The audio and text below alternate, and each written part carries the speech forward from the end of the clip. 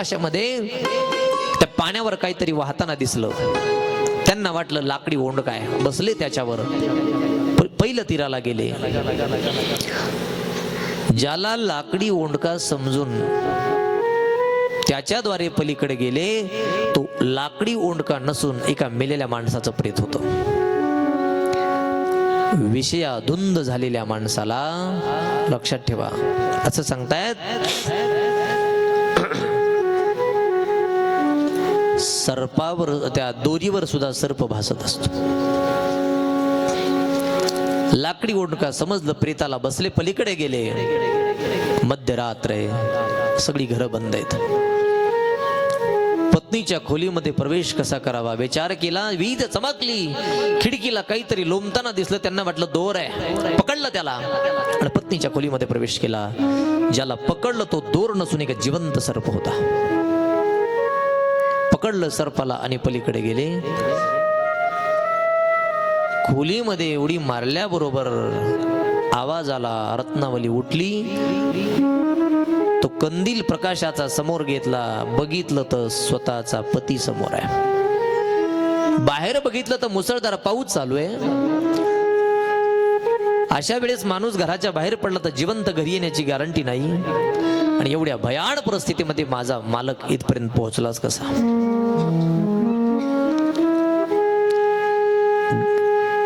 विचारलं रत्नावलीने, स्वामी, एवढ्या भयान वातावरणामध्ये तुम्ही इथपर्यंत आलात कसे?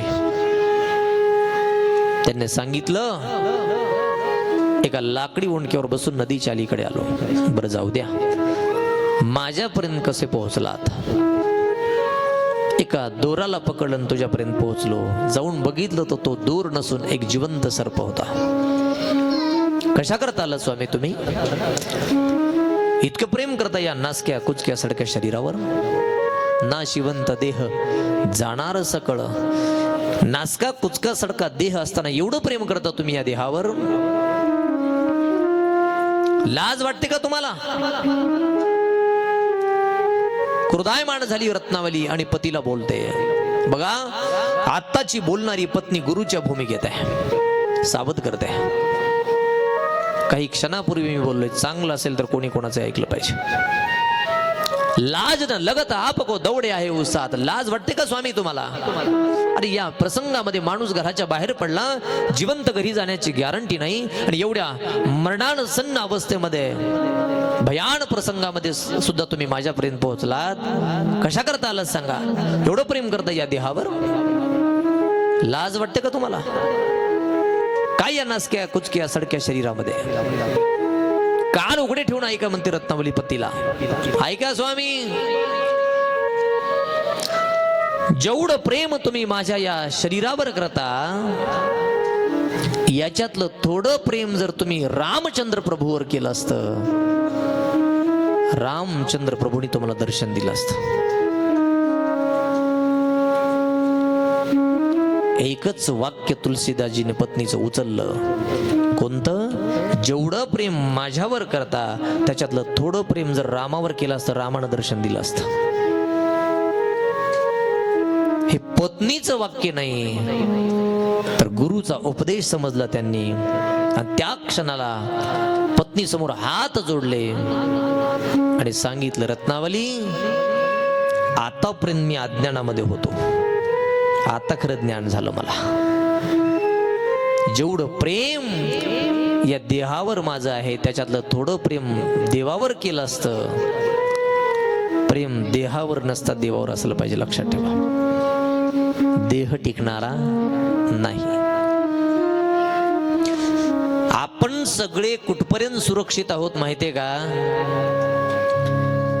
जोपर्यंत या देहामध्ये देवाचा अंश आहे तोपर्यंत आपण सुरक्षित आहोत. नीट ऐका. ज्या दिवशी या देहातला अंश निघून गेला, त्या दिवशी आपल्या घरासमोर गर्दी. कशाला? चहा पाण्याला का? आपल्याला शेवटचा निरोप देण्यासाठी. देहावर प्रेम नसलं पाहिजे तर देवावर प्रेम असलं पाहिजे. रत्नावली, खरंय तुझं, आतापर्यंत मी अज्ञानामध्ये होतो, आता मला खरं ज्ञान झालंय, आता खरं ज्ञान झालंय. खरंच आहे तुझं. ऐक रत्नावली, या क्षणापासून मी तुझा त्याग करतो. सावध केलंस ना मला तू. आतापासून सगळं प्रेम मी रामावर करणार. त्या क्षणाला पत्नीला नमस्कार केला, पत्नीचा त्याग केला, काशीचा रस्ता धरला आणि काशीमध्ये जाऊन नित्य रामचंद्र प्रभूचं चिंतन करायला सुरुवात केली. आणि एक दिवस चित्रकूट पर्वतावर गेले. राजकुमाराच्या वेशामध्ये रामचंद्र प्रभू आणि लक्ष्मणजी राजकुमाराच्या वेशामध्ये घोड्यावरून येताना दिसले. लक्ष नव्हतं त्यांचं. असतील कुणी राजकुमार, बघितलं सुद्धा नाही त्यांच्याकडे. रामचंद्र प्रभू आले आणि जवळून निघून गेले, लक्ष नव्हतं. पुन्हा दुसऱ्या दिवशी स्नान झालं आणि तुलसीदासजी देवपूजा करू लागले. आणि देवपूजा करत असताना असं चंदन ओगाळत होते. चंदन ओगाळत असताना रामचंद्र प्रभूने बाल रूप घेतलं आणि तुलसीदासांच्या समोर गेले आणि काय म्हणतात, हमें चंदन दो बाबा. काय भाग्यवान आहे तुलसीदासजी. चंदन सुद्धा उगळतात देवाला लावण्यासाठी आणि चंदन मागणारा सुद्धा देवच आहे. काय भाग्य महाराज. त्यांना वाटत असेल कुणी ब्राह्मणाचं पोर लागत असेल याला चंदन. तुलसीदासजीने हात समोर केला, घे चंदन. आता प्रभू रामचंद्राने काय केलं, बालरूपातल्या ते चंदन आपल्या बोटाला लावलं. पहिला तिलक स्वतःला केला आणि आता दुसरा तिलक तुलसीदासजीला करणार. हनुमंतरायनं पोपटाचं रूप घेतलं आणि तिथल्याच एका वृक्षावर आले आणि तुलसीदासांना सावध केलं. चित्रकूट के घाट पर भई संतन के वीर, तुलसी चंदन घी से तिलक देत रघुवीर. पोपटाच्या रूपातले हनुमंतराय बोलतायत, बाबा आता जो तुम्हाला चंदन लावत आहे ना, तो साक्षात जगाचा बाप प्रभू रामचंद्र आहे. मला सांगा, देवपूजा कशासाठी करायची हो, सांगा बरं. देव प्रसन्न होण्याकरता किंवा देव मिळण्याकरता. सांगा, देवपूजा कशा करता करायची? एकतर देवाने प्रसन्न व्हावं किंवा देवाने दर्शन द्यावं. आता देवच भेटल्यावर पुन्हा देवाला चोळायची काय गरज आहे? साक्षात देव पुढे आल्यावर पुन्हा मूर्तीला चोळायची काय गरज आहे? साध्य प्राप्त झालं की साधनाची गरज राहत नाही, लक्षात ठेवा. परमात्मा हे साध्य आहे, काही करण्याची नाही. नीट आहे का? साधन कुठपर्यंत असतं? साध्य प्राप्त होत नाही तोपर्यंत असतं. साध्य प्राप्त झालं की साधनाची गरज नाही. नीट आहे का? आणि साध्य प्राप्ती नंतर जर साधन राहत असेल तर त्याला साधन म्हणता येणार? मी तुम्हाला कळण्यासारखं सांगतो. जुन्या काळामध्ये ही माळवदाची मोठी घरं असायची, त्याला मोठी मोठी ढाळजं असायची. आता या वीट सिमेंट कॉन्क्रीटच्या बांधकामात ते राहिलं नाही सगळं. आणि त्या दोन्ही ढाळजाच्या मध्ये घरातल्या लहान बाळाला असा झोका बांधलेला असायचा. बाळ जर झोक्यात टाकलं, ते झोका इतका लांब जायचा, मोठा असायचा. एकदा जर झोका बाळाला दिला तर परत येईपर्यंत बाळ झोपी जायचं. ते झोका तेवढा मोठा होता. आता खोली 10 बायची 10 बाय 10, त्याच्यात झोका किती आहे तुम्हालाच माहिती. बघा, पाळण्यामध्ये देव बाळाला टाकलं जायचं आणि बाळाला झोप यावी म्हणून आई काय म्हणायची? गाणं म्हणायची.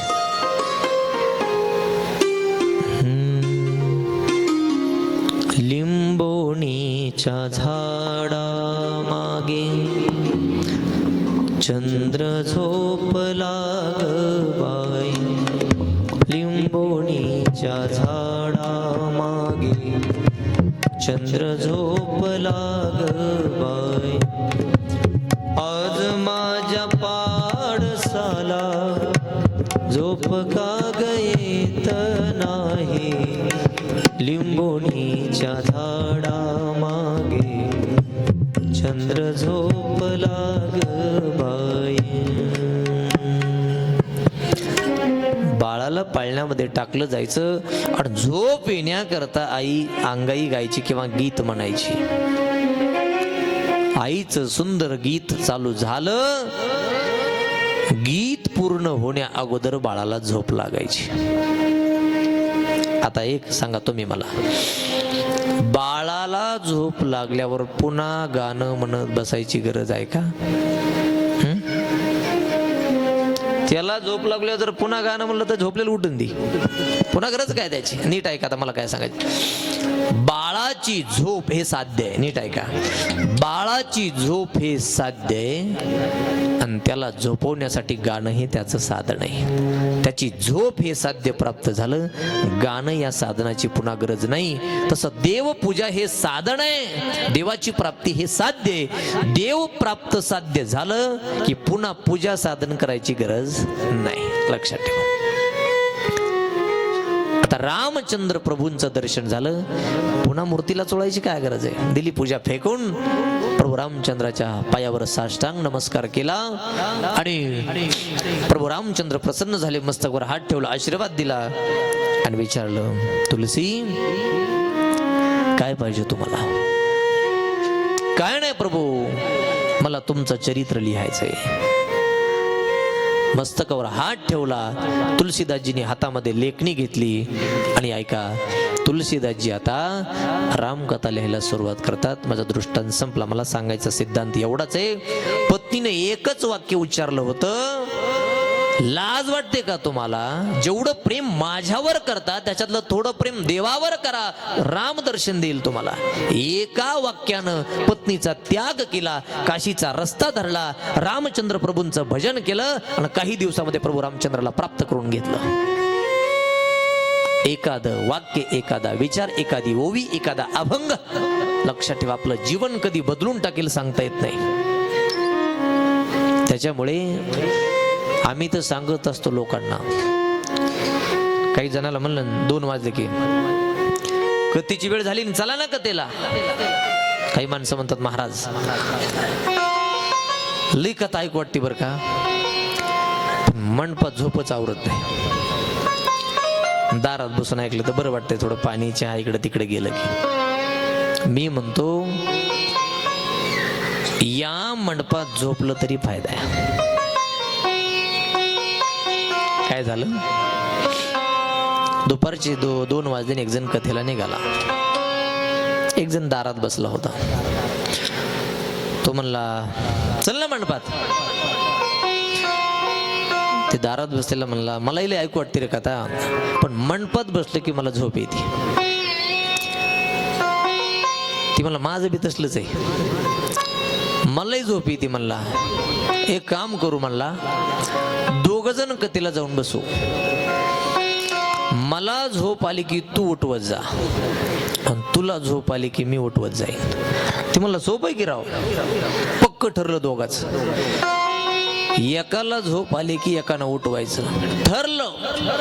महाराजाच्या पुढे जाऊन बसले, बघता काय दोघं बी झोपी गेली. आता कोणी उठवायचं कोणाला? पण श्रोत्यामधला जरी कोणी झोपला, उठवण्याकरता आम्ही आहेत नाही तर, लक्षात ठेवा, आम्ही निमित्त आहोत. पण आपण झोपल्याच्या नंतर एखादा साधूचा विचार, एखादी माऊलीची ओवी, तुलसीदासांची चौपाई, एखादा नाथबाबाचा, नामदेव महाराजांचा, ज्ञानेश्वर महाराजाचा अभंग आपल्याला जाग करेल आणि आपलं कल्याण होईल. त्याच्यामुळे इथे येऊन बसायचं असते. नाही तालीकडे प्रत्येकाकडे मोबाईल आहे, टीव्ही, सगळ्या घरामध्ये कथा कीर्तन सगळं ऐकायला दारात आहे ना, याच्यामुळे घरात बसून ऐकायचं. सामूहिक साधना आहे, सप्ताह कथा म्हणजे सामूहिक साधना आहे, लक्षात ठेवा. म्हणून येऊन बसायचं असते. एकाच वाक्यानं पत्नीच्या तुलसीदासांना वैराग्य निर्माण झालं आणि तुलसीदासजी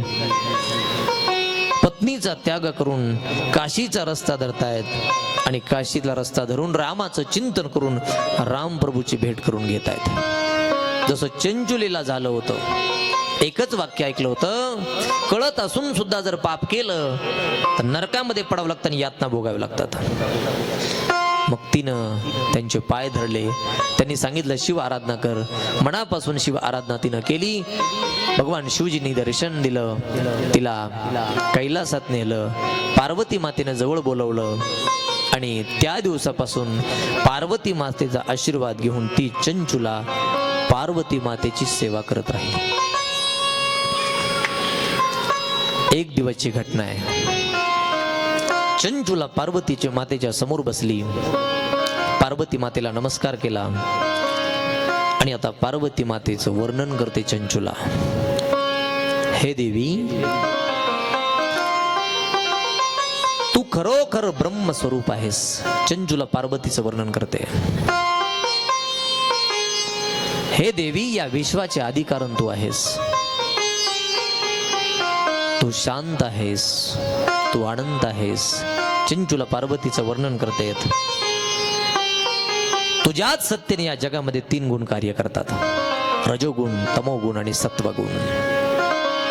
हे देवी, तू आदिमाया आहेस. चंचुला वर्णन करते.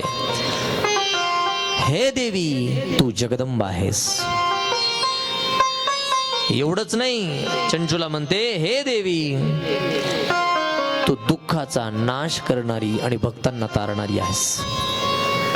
पार्वती म्हणजे आदिमाया शक्ती आहे, या जगाचा अधिकारण आहे, ती जगदंबा आहे. ती पार्वती मातेची स्तुती चंचुलेनं केली. आता स्तुतीनं कोण प्रसन्न होत नाही महाराज? स्तुतीनं सगळे प्रसन्न होतात. चंचुलेनं केलेल्या स्तुतीने माता पार्वती प्रसन्न होते आणि तिला म्हणते, बोल, जे पाहिजे ते माग, मी तुझ्यावर प्रसन्न आहे. मला सांगा, भगवंताकडे मागत असताना मागणी सांसारिक असावी का पारमार्थिक असावी? वा, पारमार्थिक मागणी असावी. तुमचं उत्तर अगदी बरोबर आहे. पण नेमकी पारमार्थिक मागणी असावी तरी काय? आता सांगा, कुठली तरी एखादी सांगा की.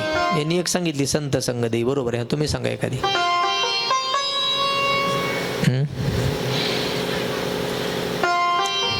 एकच मागणी द्यावा. कोरोनासारखा रोग आहे पुन्हा येऊ देऊ. ऐका, मी दोन्ही मागण्या सांगतो तुम्हाला. सांसारिक मागणी कशाला म्हणायचं? वाढावे संतान, गृही व्हावे धनधान्य. ऐका, सांसारिक मागणी, देवा पाऊस चांगला पडू दे, पण या वर्षी सारखा नको रे बाबा. चांगला पडू दे पण कामापुरता. या वर्षी काय भयानक पाऊस झाला महाराज. आले देवाजेच्या म्हणा. जुनी माणसं सांगतात, महाराज 70 वर्ष झाले आम्हाला, 70 वर्षात असला पाऊस आम्ही कधी बघितला नाही. ज्या शहराला कधी पाण्यानं स्पर्श केला ना, ते शहर पाण्यामध्ये होते. लक्षात ठेवा. वाईटही झालं भरपूर. लाखो रुपयाचं नुकसान झालं. काही घरं मातीत मिसळली महाराज, जलमय झाली. माणसं वाहून गेली, माणसासमोर घरातली माणसं वाहून गेली. बीडच्या पलीकडे सिंधपना नदी आहे. बीडच्या पलीकडे सिंधपना नदी आहे. नदीच्या काठाला राहणारी एक वस्ती, म्हणजे वस्तीवरच एक घर आहे. पाणी वाढलं, वस्तीवर आलं. 7-8 माणसं गावाकडे निघाली घराकडे. पांदीचा रस्ता, शेतातून एकाएकी पाणी वाढलं आलं. आईच्या हातातून पोरग निसटलं, आईच्या समोर वाहून गेलं. बीडच्या पलीकडली घटना. देवा, एवढा तरी नको बाबा पाऊस.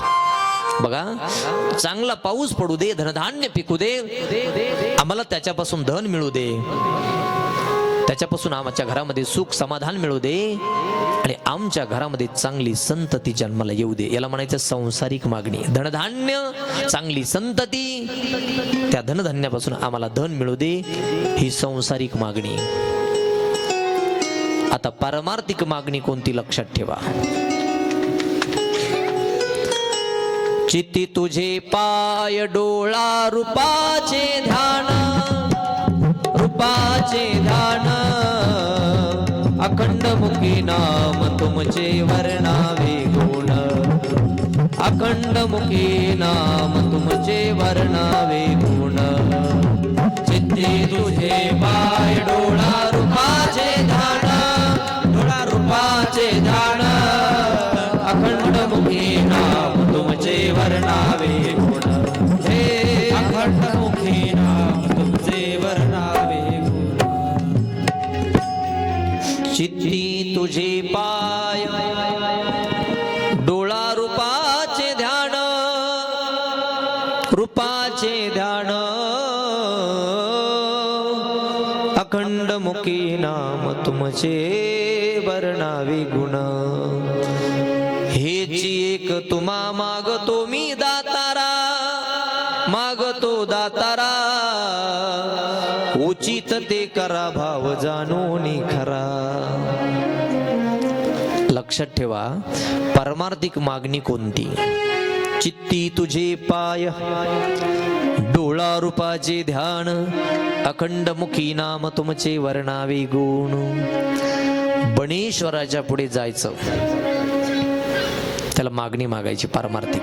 हे देवा आमच्या चित्तामध्ये तुझे पाय असू दे एक, आमच्या डोळ्याला तुझ्या रूपाचं ध्यान लागू दे दोन, आणि आमच्या वाणीला तुझ्या नामचिंतनाची सवय लागू दे तीन. याला पारमार्थिक मागणी म्हणतात. लक्षात ठेवा.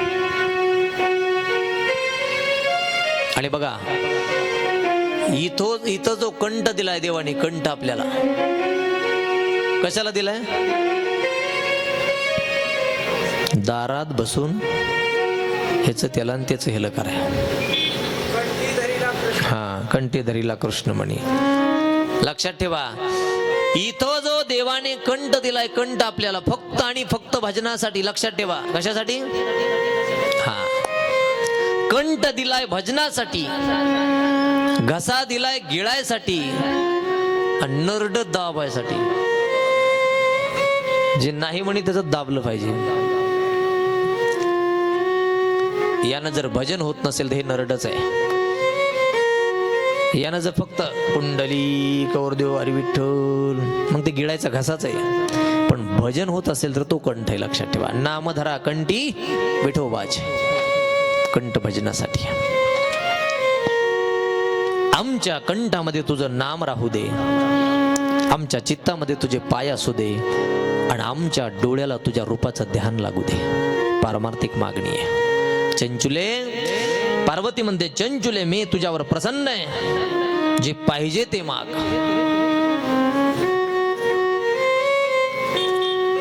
अतिशय आता महत्वाच्या विषयाला हात घालते चंचुला. देणार का आपण. पार्वती मातेला म्हणतात मी प्रसन्न आहे तुझ्यावर, पाहिजे ते माग. हिला पतीची आठवण झाली, पतीची आठवण झाली. आता पतीच्या संबंधाने विचारते ती चंचुला, माता माझा पती ब्राह्मण असून सुद्धा अतिशय व्याभिचारी होता.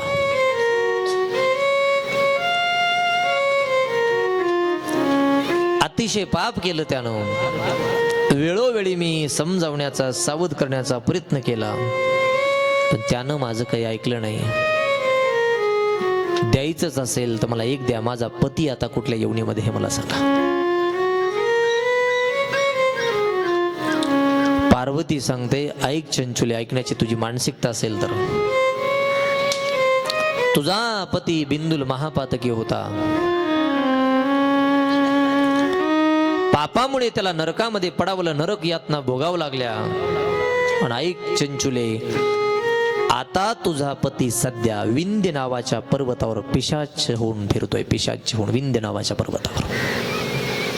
स्वतःचा पती अगोदर नरकामध्ये पडला, नरक यातना भोगाव्या लागल्या, आणि आता विंध्य नावाच्या पर्वतावर पिशाच होऊन फिरतोय. हे ज्यावेळेस ऐकलं पार्वती, ती चंचुला माता पतीचं वर्णन ऐकते, आणि पतीचं वर्णन ऐकून तिला अतिशय दुःख होतंय. चंचुलीने प्रश्न केला, मा माझ्या पतीचं दुःख नष्ट कशाने होईल. पार्वती म्हणते चंचुले काळजी करू नको, शिव महिमा अगाध आहे. मी गंधर्वराज तुंबरूला तुझ्या पती समोर शिव महिमा शिव पुराण सांगण्याची व्यवस्था करते. थोडा आनंद वाटला आता. मलाही शिवलोक प्राप्त झाला त्याचं कारण शिवकथा आहे, शिवभक्ती आहे. नक्कीच पार्वती मातेनं जर माझ्या पतीला शिवपुराण ऐकवण्याची व्यवस्था केली तर माझ्या पतीला सुद्धा शिवलोकात येता येईल. हा आत्मविश्वास तिच्या मनामध्ये जागा झाला. मग पार्वती मातेनं गंधर्वाचा राजा गंधर्वराज तुंबरला विंध्य पर्वतावर पाठवलं. मग त्या तुंबरूने त्या विंध्य नावाच्या पर्वतावर एक भव्य दिव्य असा मंडप उभारला. त्या पिशाच्याचं आवाहन केलं आणि पिशाच झालेला बिंदुल त्याला पाचारण केलं आणि स्वतः त्या तुंबरूने शिव पुराण कथा सांगायला सुरुवात केली. एकामागून एक अध्याय, एकामागून एक संहिता, एकामागून एक खंड तुंबरू सांगतोय आणि पिशाच झालेला बिंदुल ही शिवकथा श्रवण करतोय. मध्यामध्ये कथा आली, उत्तरार्ध चालू झाला आणि ज्यावेळेस कथेची पूर्णाहुती झाली, या पूर्ण शिवपुराणाच्या श्रवणाने त्या बिंदुल बामनाचे पाप पूर्ण पाप नाहीस झालं आणि शिवपुराणाच्या श्रवणाने तो बिंदुल पिशाची योनीतून मुक्त झाला आणि त्याला सुद्धा शिवलोक प्राप्त झाला. नमः पार्वती पदे शिव हर हर महादेव. नमः पार्वती पदे शिव हर हर महादेव. मग चंचुलीला अतिशय आनंद झाला. पिशाच्या त्याचा ती योनी समाप्त झाली, त्याला दिव्य देह प्राप्त झाला. आणि मग आता ही चंचुला तिचा पती बिंदुल ज्यानं ही कथा ऐकवली त्या तुंबरूला मनापासून साष्टांग प्रणाम करतायत. तुंबरूला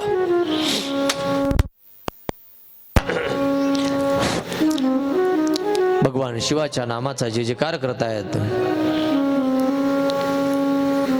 सूत ऋषी शौनकांना सांगतात, शौनकांनो पहिला एक ब्राह्मण सांगितला तुम्हाला देवराज. मृत्यूच्या समयी शिवकथा ऐकली, शिवलोकाला गेला. की तो ब्राह्मण होता, अगोदर नरकात पडला, पुन्हा पिशाच झाला. पत्नीने शिवाची आराधना केली, शिवलोक मिळवला, पार्वतीची सेवा केली, पार्वतीला प्रसन्न करून घेतलं आणि पार्वतीला त्याच्या मुक्तीबद्दल विचारलं तर पार्वतीने तुंबरूला विंध्य पर्वतावर पाठवलं. त्यानं शिवपुराण त्या ठिकाणी सांगितलं आणि पिशाच झालेला बिंदुल त्याला दिव्य देह प्राप्त करून दिला. याला कारण काय असेल तर भगवान शिवाची ही कथा शिवकथा अर्थात शिव महापुराण आहे. म्हणजे या ग्रंथाचं महात्म्य सांगत असताना ऐका, त्या ग्रंथाचं फळ सांगितलंय जसं भागवतात अगोदर सांगितलं.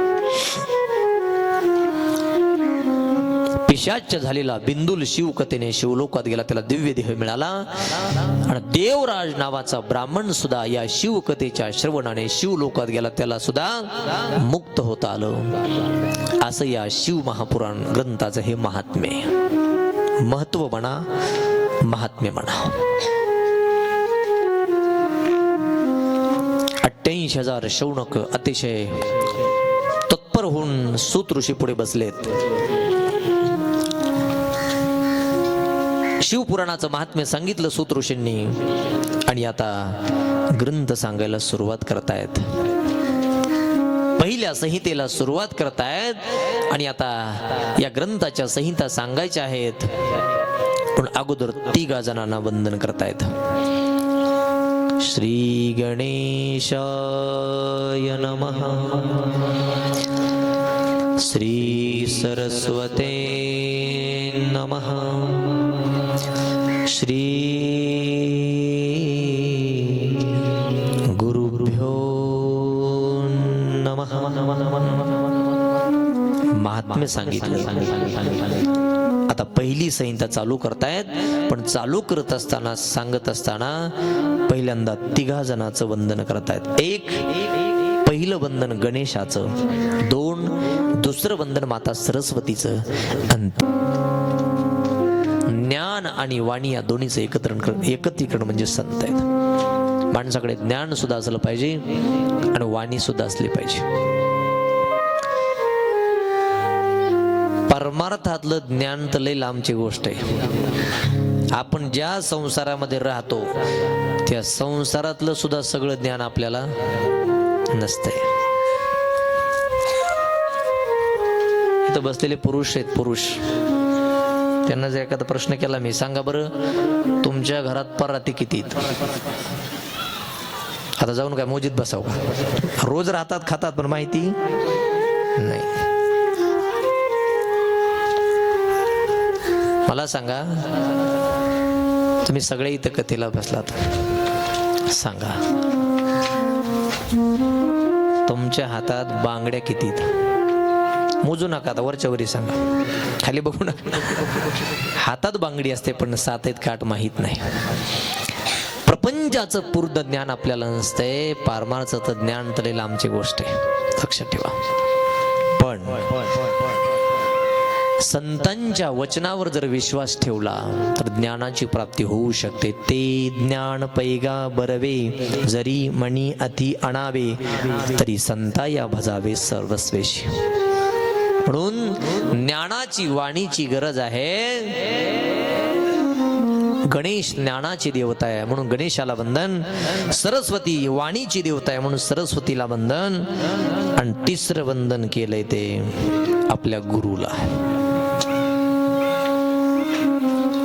ओंकार स्वरूपा सद्गुरु समर्था,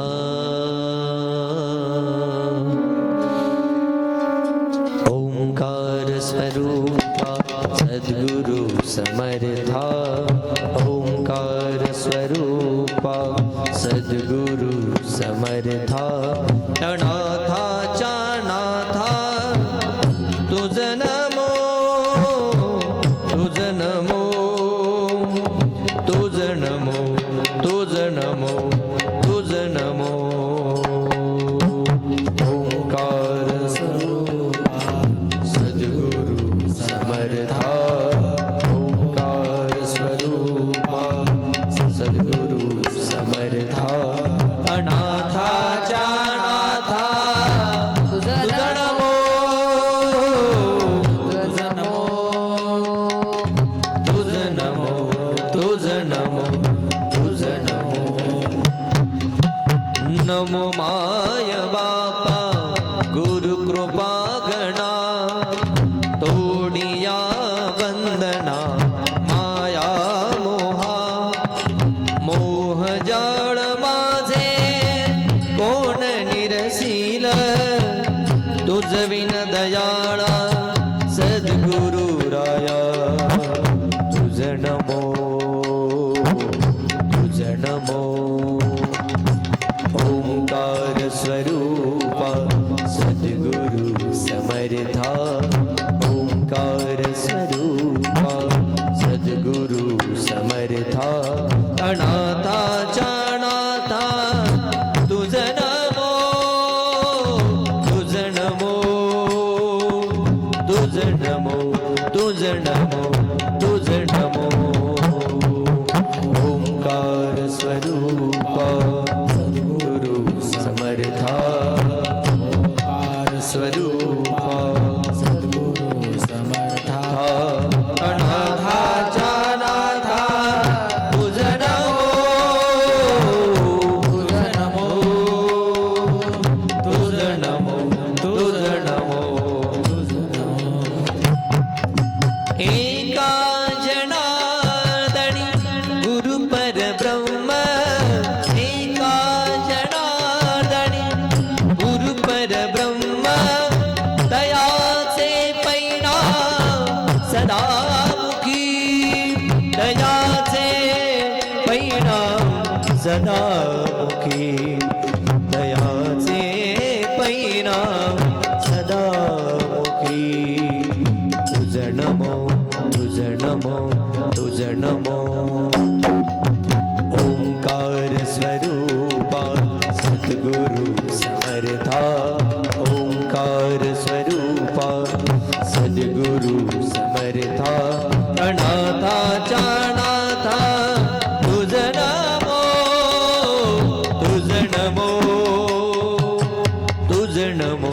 तुझ नमो तुझ नमो. सद्गुरुनाथ भगवान की जय. सद्गुरुदेव भगवान की जय.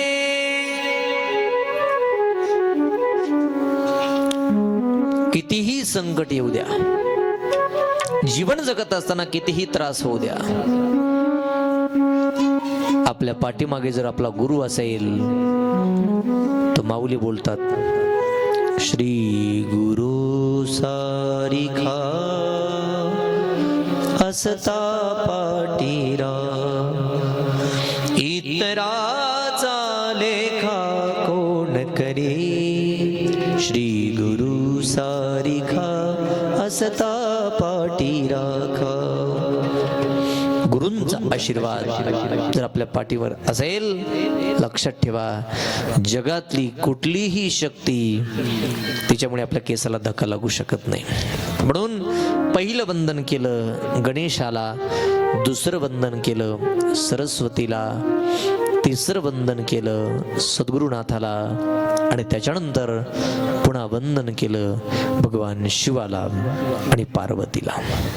का भवानी शंकरो वंदे श्रद्धा विश्वास रूपिणो यभ्याविनान पश्यन्ति सिद्धस्वान्तथमीश्वरो. भगवान शिव म्हणजे विश्वास आहेत आणि माता पार्वती म्हणजे श्रद्धा आहे. लक्षात ठेवा ही गोष्ट, शिव कथा ऐकत असतानाच महत्वाची आहे असं नाही.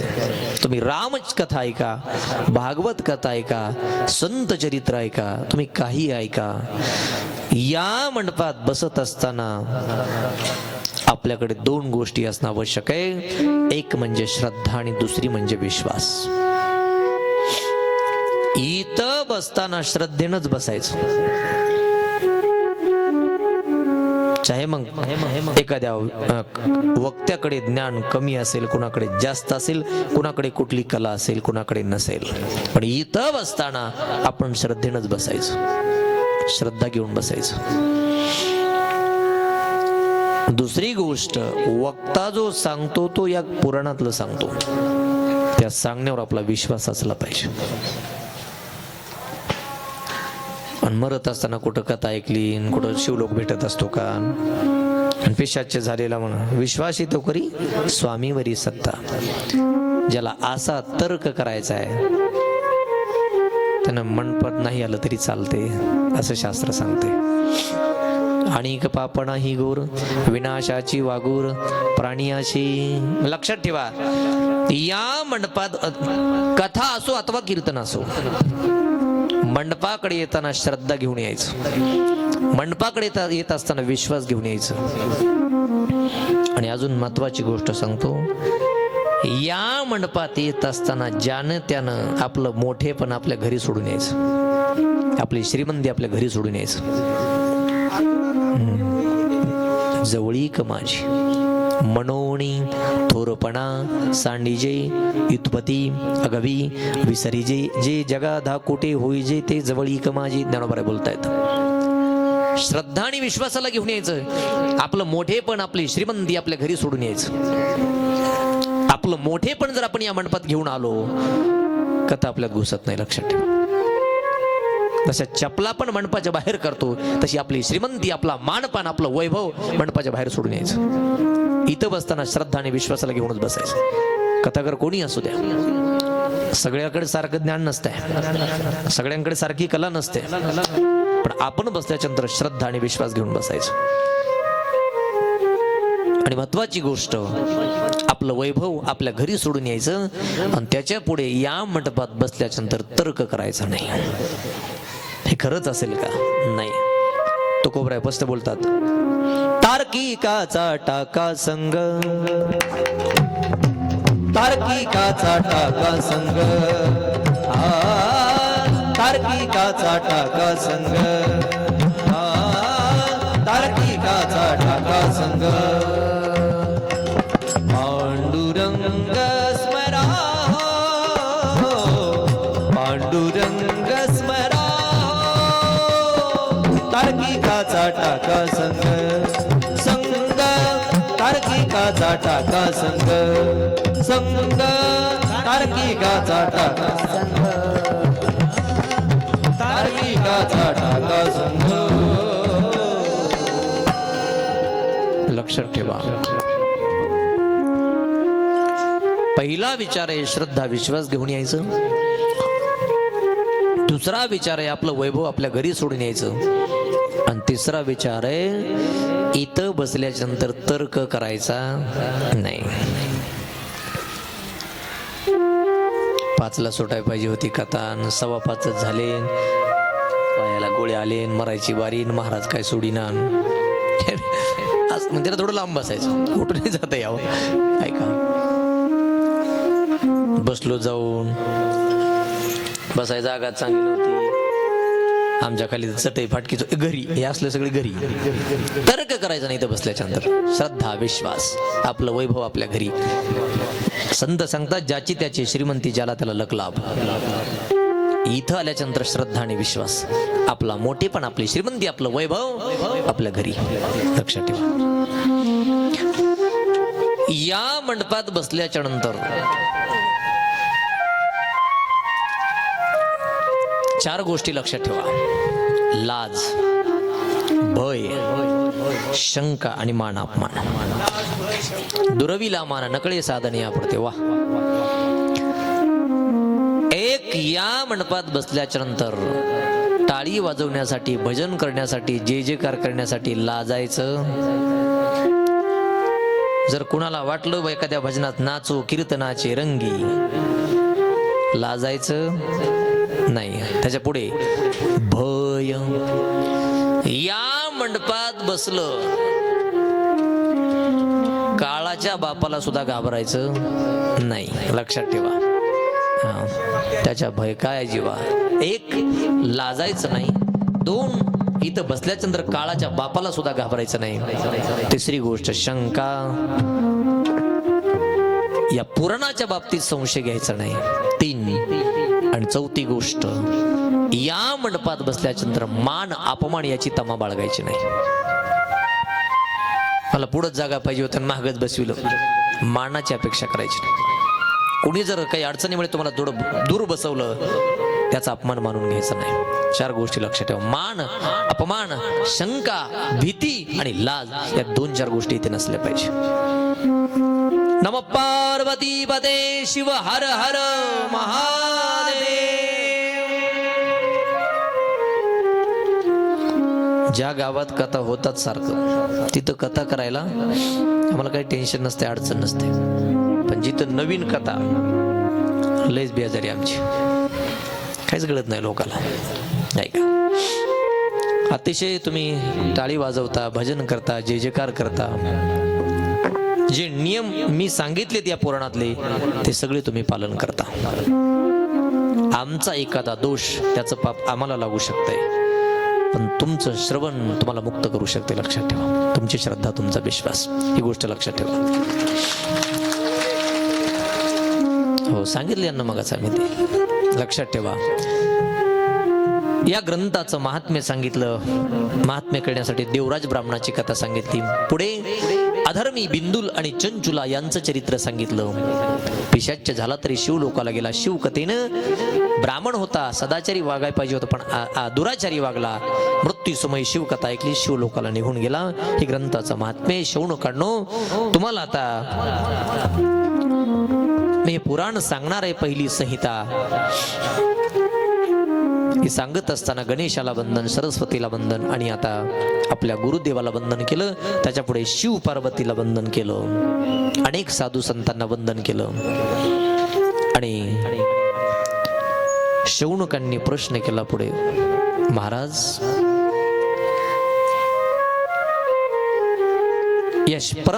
या शिव पुराणाचं श्रवण कसं केलं पाहिजे? अनेक नियम आहे त्याचे. कालचे 4 प्रश्न जर कुणाच्या लक्षात असतील तर बघा, असे प्रश्न विचारले होते 2-4. पहिला प्रश्न होता की विवेक कसा वाढवावा. जवळ इथं काय करायचंय, देव स्वरूप प्राप्त करून घ्यायचंय आणि कुठं जायचंय, जिथून आलो तिथं जायचंय. याच्याकरता एकच साधन आहे, हरीचे चिंतन सर्व काळ. अरे या कथेची आणि चिंतनाची महती आहे, पिशाच्याला सुद्धा देवलोक प्राप्त होतो. असू दे अगोदर दुराचारी, मृत्यू समयी जर कथा कीर्तन श्रवण चिंतन झालं, त्याला सुद्धा शिवलोकाला जाता येते. शौनकाने सांगितलं, कळालं महाराज. दुराचारी ब्राह्मण सुद्धा शिवलोकाला गेला. दुराचारी बिंदुल वाम मार्गाला लागलेली चंचुला, त्यांना सुद्धा शिवलोकाला जाता आलं या शिवपुराणामुळे. मग सांगा, हे शिवपुराण नेमकं श्रवण कसं केलं पाहिजे. या संहितेच्या 6व्या अध्यायामध्ये पुढे सूत ऋषी शौनकांना ग्रंथाचं महात्म्य सांगतायत आणि याच्या पुढे शौनकांना म्हणतात, शौनकांनो, या पुराणाचा परिचय मी तुम्हाला देणार आहे. या पुराणाचं श्रवण कसं केलं पाहिजे हे तुम्हाला सांगणार आहे. पण शौनकांनो, ते आज नाही सांगणार, उद्याच्या सत्रामध्ये सांगणार आहे. आज दुसऱ्या दिवसाची कथा आपण भगवंताच्या चरणी समर्पित करणार आहोत. परत एवढ्या भरपूर संख्येने आपण सर्व शिवभक्त, रामभक्त, कृष्ण भक्त या ठिकाणी उपस्थित राहता. श्रोत्यामुळे वक्त्याची शोभा असते, लक्षात ठेवा. वक्ता कितीही मोठा जर व्यासपीठावर बसला आणि श्रवणाकरता जर श्रोता नसेल तर त्याच्या वक्तृत्वाची किंमत शून्य आहे. बनसारोळ्यामध्ये जसा मंडप असतो तशी श्रोतेही मंड भरून असतात. नाही तर कधी कधी लय अवघड महाराज, काय सांगाव तुम्हाला. आले जीवावरी तरी करावं लागतंय आम्हाला. कृतीसाठी भला मोठा मांडव आणि ऐकायला म्हातारे 5 पांडव. कोणाला सांगता. श्रोत्यांची उपस्थिती बघून आम्ही प्रसन्न होतो.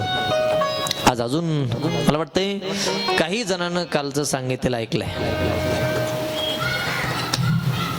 इथून इकडे नव्हते, वाढलेत म्हणजे आणले. आता कोणी आणले ज्याची त्याला माहिती, पण आणलेत. काय का त्यांचं पुण्य आपल्याला भेटलच. दुसऱ्या दिवसाचं ही कथा पुष्प बनेश्वराच्या चरणी, तुमच्या चरणी समर्पित करतो. आणि मी एक सूचना तुम्हाला देतो आणि विनंती करतो. उद्या 2च्या अगोदर जरी तुम्ही आलात तरी कथा चालू करण्याची तयारी आहे माझी. उद्याच्या दिवस फक्त 4:30ला मी कथा सोडणार आहे. 4:30ला आरती सहित. त्याचं कारण आहे, एकच दिवसाची अडचण आहे मला. शेलू मानवतच्या पुढे बोरगाव आहे, मला कीर्तन आहे रात्रीचं. शेलू मानवत मंठ्याच्या आणि शेलूच्या मध्ये.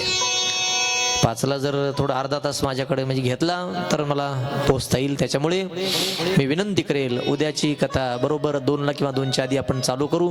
4:30ला आरती असेल. फक्त एक दिवस उद्याचा. 4:30ला उद्याची आरती होईल. रोजची आरती 5ला असेल. उद्याची सूचना आपल्या वेळेत चालू होईल आणि 4:30ला बंद होईल. उद्याचा अर्धा तास पुढच्या 2-4 दिवसामध्ये आपण भरून काढू. 10-15 मिनिटं काही अडचण नाही. मग सूचना आणि विनंती प्रार्थना. उद्या 4:30ला कथेची आरती होईल. आज 5 वाजता कथेची आरती. दुसऱ्या दिवशीच्या निमित्ताने उपस्थित झालेल्या सर्व शिवभक्तांना परत माझा साष्टांग प्रणाम, साष्टांग दंडवत. आणि झालेली कथा दुसऱ्या दिवसाची बनेश्वराच्या चरणी, मायबाप श्रोत्यांच्या चरणी समर्पित करतो. अपशब्दाब्द क्षमा मागतो आणि दुसऱ्या दिवसाची या कथेच्या वाणीला मी या ठिकाणी विराम देतो. पुंडलिक वरदा हरी विठ्ठल श्री ज्ञानदेव तुकाराम उमापती महादेव की, बनेश्वर भगवान की. 1 मिनिटाचं भजन आणि आरती.